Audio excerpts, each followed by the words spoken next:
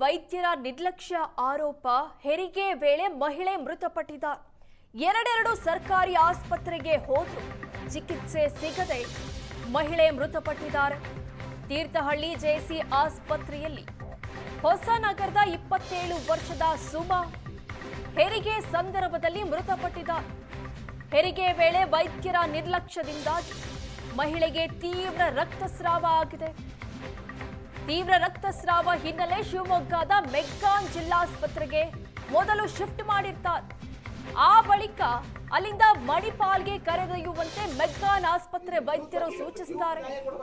ಉಡುಪಿಯ ಮಣಿಪಾಲ್ ಆಸ್ಪತ್ರೆಗೆ ದಾಖಲಿಸುತ್ತಿದ್ದಂತೆ ಸುಮಾ ಮೃತಪಟ್ಟಿದ್ದಾರೆ.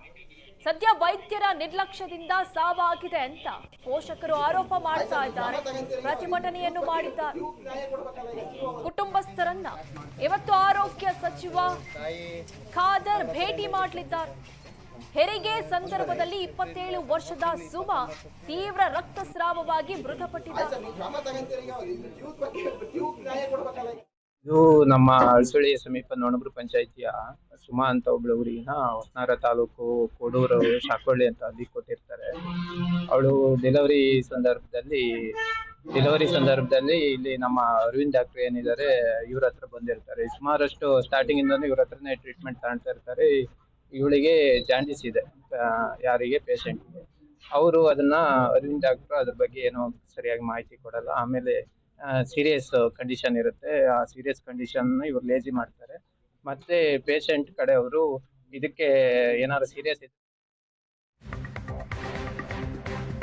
ಸರ್ಕಾರಿ ವೈದ್ಯರ ನಿರ್ಲಕ್ಷ್ಯಕ್ಕೆ ಬಾಣಂತಿ ಮೃತಪಟ್ಟಿರುವ ಆರೋಪ.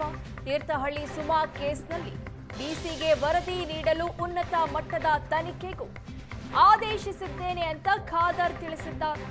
ಶಿವಮೊಗ್ಗದಲ್ಲಿ ಆರೋಗ್ಯ ಸಚಿವ ಯುಟಿ ಖಾದರ್ ಈ ಹೇಳಿಕೆ ಕೊಟ್ಟಿದ್ದಾರೆ. ಶಿವಮೊಗ್ಗ ಜಿಲ್ಲೆ ಆರೋಗ್ಯ ಇಲಾಖೆ ಪ್ರಗತಿ ಪರಿಶೀಲನೆ ಮಾಡಿದ್ದೇನೆ, ಕೊರತೆ ಇರುವ ವೈದ್ಯರ ಭರ್ತಿಗೆ ಸೂಚಿಸಿದ್ದೇನೆ ಅಂತ ಖಾದರ್ ತಿಳಿಸಿದ್ದಾರೆ. ಬಹುಶಃ ನಮ್ಮ ಏನು ಸಹೋದರಿ ಇವತ್ತು ನಮ್ಮ ಸಹೋದರಿ ಇವತ್ತು ನಮ್ಮನ್ನು ಅಗಲಿದ್ದಾರೆ. ಇದು ಬಹುಶಃ ನಾವು ಯಾವುದೇ ಕಾರಣ ಕೊಟ್ಟರೂ ಕೂಡ ಒಪ್ಪಲಿಕ್ಕೆ ಸಾಧ್ಯವಿಲ್ಲ. ಹೆರಿಗೆ ಅದೊಂದು ರೋಗವಲ್ಲ. Delivery is not a disease. ಯಾರು ಕೂಡ ಇವತ್ತು ಅದು ನಾವು ಸಾಯಲಿಕ್ಕೆ ಬಿಡಬಾರ್ದು. ಅದಕ್ಕೆ ಕೇಂದ್ರ ಸರ್ಕಾರ ಮತ್ತು ರಾಜ್ಯ ಸರ್ಕಾರ IMR MMR ಮಗು ಮತ್ತು ತಾಯಿ ಆರೋಗ್ಯವಂತರಾಗಿ ಇರಬೇಕಂತೇಳಿ ಹಲವಾರು ಯೋಜನೆಗಳಿದೆ, ಹಲವಾರು ಕಾರ್ಯಕ್ರಮಗಳಿದೆ. ಶಿವಮೊಗ್ಗದ ಮೆಡಿಕಲ್ ಕಾಲೇಜ್ ಇರುವಂತಹ ಮೆಗ್ಗಾನ್ ಆಸ್ಪತ್ರೆಗೆ ಬಂದಂಥ ಪೇಷಂಟ್ಗಳನ್ನು ಬಹುಶಃ ಇವತ್ತು ಈ ಅಲ್ಲಿಗೆ ಕಳಿಸುವುದಾದರೆ ಬಂದಿದೆ. ಇಲ್ಲಿಗೆ ಫಸ್ಟಿಗೆ ತೀರ್ಥಹಳ್ಳಿಯಿಂದ ಇಲ್ಲಿಗೆ ಬಂದಿದ್ದಾರೆ. ಇಲ್ಲಿ ಯಾಕೆ ಅದು ಆಗಲಿಲ್ಲ? ನಾವು ಆತ್ಮಾವಲೋಕನ ಮಾಡಿಕೊಳ್ಬೇಕು. ಏನು 5 ಸ್ಕ್ವಾಡ್ ಇಲ್ವಾ 5ರಲ್ಲಿ? ಹೆರಿಗೆ ಅದು ರೋಗ ಅಲ್ಲ ಅಂತ ಹೇಳಿದ್ದೇನೆ 5ರಲ್ಲಿ. ಅದಕ್ಕಾಗಿ ಇದರ ಬಗ್ಗೆ ನಾವು ನಮ್ಮ ಜಿಲ್ಲಾ ಮಟ್ಟದಲ್ಲಿ ಕೂಡ ನಾವು ಅದಕ್ಕೆ ಒಂದು ಆಡಿಟ್ ರಿಪೋರ್ಟ್ ನಾವು ತನಿಖೆ ಮಾಡ್ತೇವೆ ಯಾಕೆ ಆಗಿದೆ ಅಂತೇಳಿ. ಮತ್ತೊಂದು ಉನ್ನತ ಮಟ್ಟದ ಅಧಿಕಾರಿಗಳ ಮುಖಾಂತರ ಕೂಡ ಬೆಂಗಳೂರು ಮಾಡಿಸ್ತೇನೆ.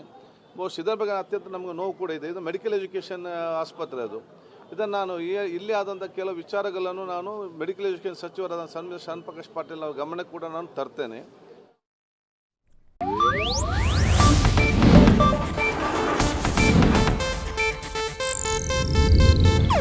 ಇದು ಏಷ್ಯಾನೆಟ್ ನ್ಯೂಸ್ ನೆಟ್ವರ್ಕ್ ಪ್ರಸ್ತುತಿ.